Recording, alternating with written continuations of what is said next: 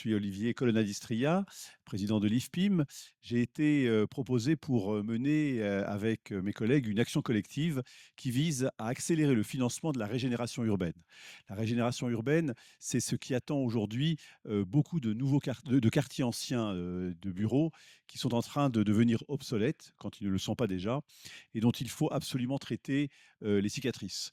Ces bâtiments, l'industrie immobilière s'en est saisie, a fait beaucoup d'études, a fait déjà des réalisations, mais travaille sur l'actif. Dans notre métier, l'immobilier, il y a deux faces. Il y a l'actif, c'est les bâtiments, ou le groupe de bâtiments, quelquefois le quartier, et il y a le passif, c'est le financement.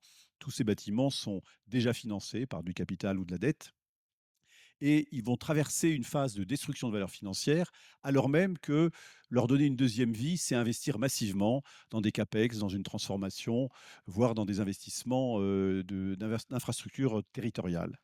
Donc nous, le parti pris que nous avons dans ce groupe de travail, c'est de travailler le passif et de voir comment on peut aller injecter de l'argent dans ce passif qui est en difficulté, en interposant des nouveaux moyens de financement, en les superposant, quelquefois en s'y substituant, pour enfin mettre en musique et en dynamique cette transformation de cet immobilier obsolète. Si on ne le fait pas, c'est le risque de voir se transformer des zones en urbex futures, et c'est aussi le risque de passer l'occasion d'offrir au logement et à d'autres types d'immobilier d'ailleurs le moyen d'augmenter sa capacité de production, puisque, on l'a dit, plus de 9 millions de mètres carrés disponibles et un grand manque de logements.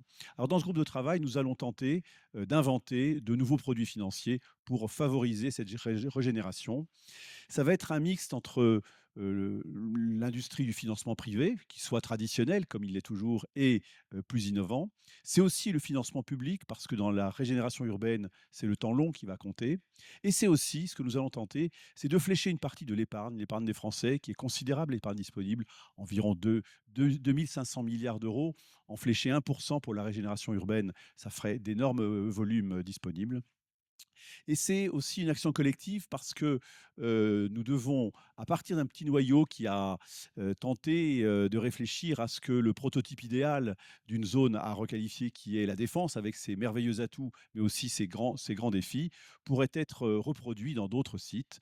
Et donc nous allons partir de un ou deux prototypes, nous allons chercher à inventer un ou deux modes de financement alternatifs pour pouvoir mettre en mouvement cette régénération. C'est du collectif parce qu'au-delà du financement privé et du financement public.